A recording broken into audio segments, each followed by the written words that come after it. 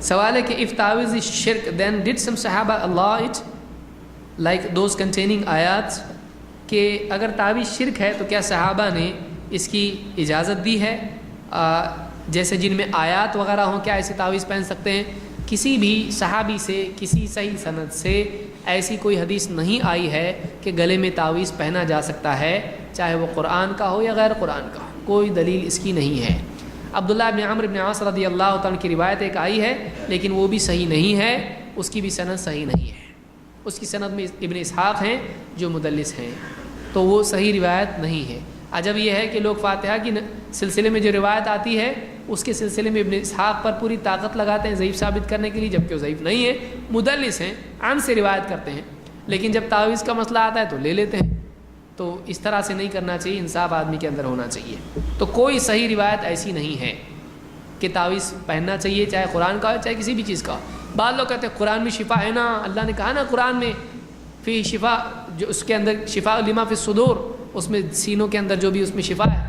آپ بتائیے قرآن میں شفا ہے، شفا کا اپنا اپنا ایک طریقہ ہوتا ہے، اور آپ مثال کے طور پر شہد میں بھی تو اللہ نے کہا نا شفا ہے، کیا کہا؟ فی شفاء للناس، اس شہد میں لوگوں کے لیے کیا ہے؟ شفا ہے۔ قرآن میں بھی کیا کہا؟ یہ شفا ہے۔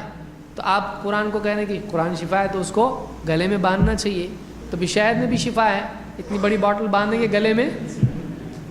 ہاں، ISO مارک والا ایک دم پیور ہے، باندھیں گے گلے میں آپ شہد کو؟ بولے نہیں، شہد تو پینے کے لیے ہے نا، تو قرآن پڑھنے کے لیے ہے نا۔ کوئی ڈاکٹر اگر آپ کو دوائی دے، دیکھیے یہ آپ کو تکلیف ہے، یہ مرہم ہے، یہ لگائیے سر پہ، اور یہ گولی ہے اس کو کھائیے، اب کیا کریں گے آپ؟ گولی بھی لی، مرہم بھی لیا، دونوں بوٹل باندھے گلے میں، اللہ اکبر، نماز بھی پڑھ رہے ہیں، مسجد میں سب دیکھ رہے کیا ہوا ہے اس کو؟ بولے اس میں شفا ہے، تعویذ باندھتے تو یہ کیوں نہیں باندھیں گے؟ اللہ چاہے تو دے سکتے شفا۔ ارے پاگل کہیں کہ کھا اس کو۔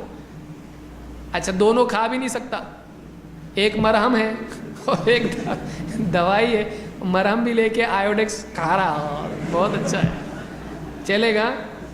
بیوی بولی گئے کام سے، ان کو وہ ڈاکٹر نہیں دوسرے ڈاکٹر کے پاس نہیں جانا چاہیے تھا، غلط ڈاکٹر کے پاس دے گئے۔ بولیں گے یہ لگانے کا ہوتا ہے، یہ کھانے کا ہوتا ہے۔ تو جو دوا جیسے استعمال کرنے کی ہے ویسے کرنے سے فائدہ ہوتا ہے۔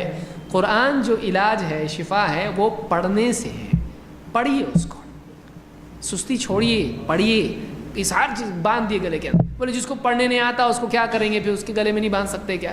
اللہ کے نبی صلی اللہ علیہ وسلم کے زمانے میں کتنے لوگ تھے ان پڑھ تھے، کیا ان کے لیے باندھنے کا کوئی سسٹم تھا؟ نہیں۔ تو کون سا ان پڑھ ہے؟ تو کیوں گلے میں باندھ رہا ہے؟ نہیں ہونا چاہیے۔